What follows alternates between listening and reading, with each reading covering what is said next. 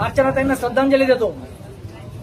चुकीच्या डॉक्टरच्या चुकीच्या ट्रीटमेंटमुळे आज अर्चनाताईंना जीव गमवावा लागला।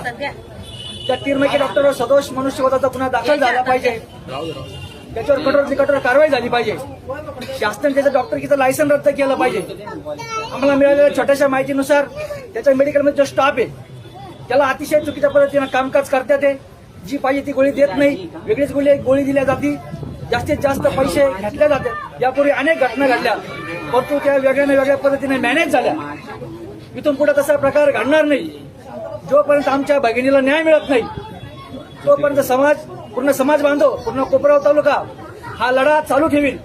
वेळप्रसंगी न्याय नाहीच मिळाला आमच्या अपेक्षेप्रमाणे तर हा संपूर्ण जो लढा उभा केलेला आहे या सर्व माता भगिनींना भावंडांना घेऊन आम्ही मंत्रालयावर जाऊ। दीपक भाऊ असतील, आमचे जितू भाऊ असतील, या सगळ्या टीमच्या नेतृत्वाखाली या भगिनीला न्याय मिळेपर्यंत हा लढा चालूच राहील। खरं तर शासन मोठ्या दिमागात आलं, लाडकी बहिणीच्या जीवावर राज्य करताय, लाडकी बहीण करताय, ठीक आहे, आनंद आहे, हरकत नाही, परंतु आज आमच्या लाडक्या बहिणीचा जीव गेला, यासाठी शासनाने या विषयावर लक्ष घालावं, आरोग्य मंत्र्यांनी सुद्धा लक्ष घालावं, त्या डॉक्टरवर कारवाई करावी, त्याचं लायसन रद्द करावं, त्याचे मेडिकलचे ऑडिट करावं अशी मागणी करतो।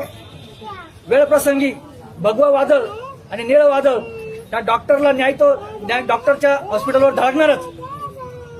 जो काय आदेश येईल जितू भाऊंच्या नेतृत्वाखाली, ज्या सर्व बांधवांच्या नेतृत्वाखाली, तो आदेश आम्ही पाळूच, परंतु लवकरात लवकर त्याला कठोर शासन झालं पाहिजे। डॉक्टरला त्याच्यावर कठोर कारवाई झाली पाहिजे, त्याचं डॉक्टरकीचं लायसन रद्द झालं पाहिजे अशी आम्ही मागणी करतो। पुन्हा एकदा आमच्या भगिनीला भावपूर्ण श्रद्धांजली अर्पण करतो। जय शिवराय, जय भीम, जय संविधान।